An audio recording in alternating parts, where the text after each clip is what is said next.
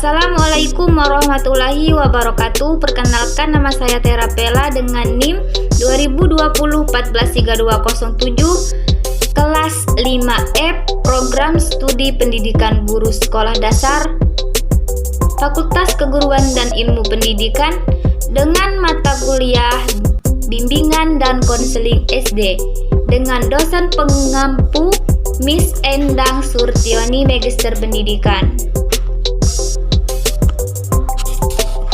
Baiklah, di sini saya akan menjelaskan dengan materi yang pertama, yaitu layanan dasar bimbingan. Proses pemberian bantuan kepada seluruh peserta didik melalui kegiatan yang dapat dilakukan secara klasikal atau kelompok dan disajikan secara sistematis dalam rangka mengembangkan perilaku jangka panjang sesuai tahap dan tugas-tugas perkembangan peserta didik.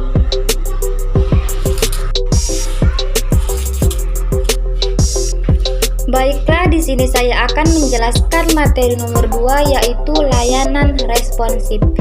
Layanan responsif merupakan pemberian bantuan kepada konseli yang menghadapi kebutuhan dan masalah yang memerlukan pertolongan dengan segera, sebab jika tidak segera dibantu menimbulkan gangguan dalam proses pencapaian tugas-tugas perkembangannya. Materi layanan perencanaan individual adalah layanan bantuan yang diberikan kepada semua peserta didik agar mampu membuat dan melaksanakan perencanaan masa depannya berdasarkan pemahaman akan kekuatan dan kelemahan dirinya. Materi nomor 4, yaitu ada dukungan sistem. Dukungan sistem adalah kegiatan-kegiatan manajemen yang bertujuan untuk memantapkan, memelihara, serta meningkatkan program bimbingan. Komponen dukungan sistem membantu staf atau personel bimbingan dan konseling dalam melaksanakan layanan dasar bimbingan responsif dan perencanaan individual. Materi nomor 5, yaitu ada 10 layanan bimbingan dan konseling di SD menurut Prof. Royanto. Yang pertama ada layanan orientasi. Layanan konseling yang memungkinkan klien memahami lingkungan yang baru dimasukinya untuk mempermudah dan memperlancar berperannya klien dalam lingkungan baru tersebut. Yang kedua ada layanan informasi. Layanan konseling yang memungkinkan klien menerima dan memahami berbagai informasi yang dapat digunakan sebagai bahan pertimbangan dan pengambilan keputusan untuk kepentingan klien. Baiklah, yang ketiga ada layanan penetapan dan penyaluran. Layanan konseling yang memungkinkan klien memperoleh penetapan dan penyaluran yang sesuai dengan bakat dan kemampuan masing-masing. Yang keempat ada layanan penguasaan konten.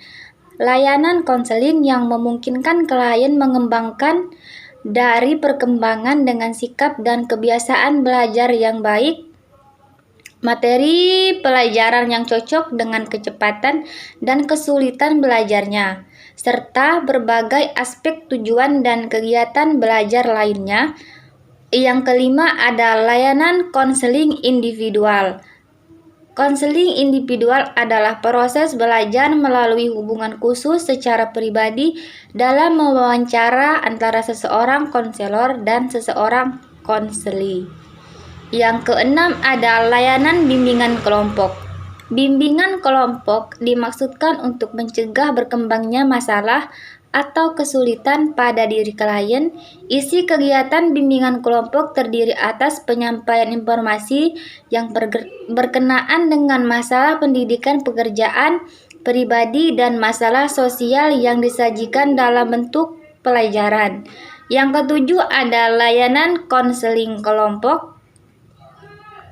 Layanan kelompok merupakan upaya bantuan kepada peserta didik dalam rangka memberikan kemudahan dan perkembangan dan pertumbuhannya selain bersifat pencegahan.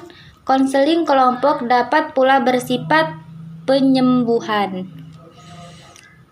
Yang kedelapan ada layanan mediasi. Layanan mediasi yakni layanan konseling yang memungkinkan permasalahan atau perselisihan yang dialami klien pihak lain dapat tertuntaskan dengan konselor sebagai mediator. Yang kesembilan ada layanan konsultasi. Pengertian konsultasi dalam program bimbingan dan konseling adalah sebagai suatu proses penyediaan bantuan terlaris untuk konselor, orang tua, administrator, dan konselor lainnya dalam pengidentifikasi dan memperbaiki masalah yang membatasi efektivitas peserta didik di sekolah. Demikianlah penjelasan materi dari saya. Apa ada salah kata saya mohon maaf, kepada Allah saya mohon ampun. Wabillahi taufiq wal hidayah. Wassalamualaikum warahmatullahi wabarakatuh.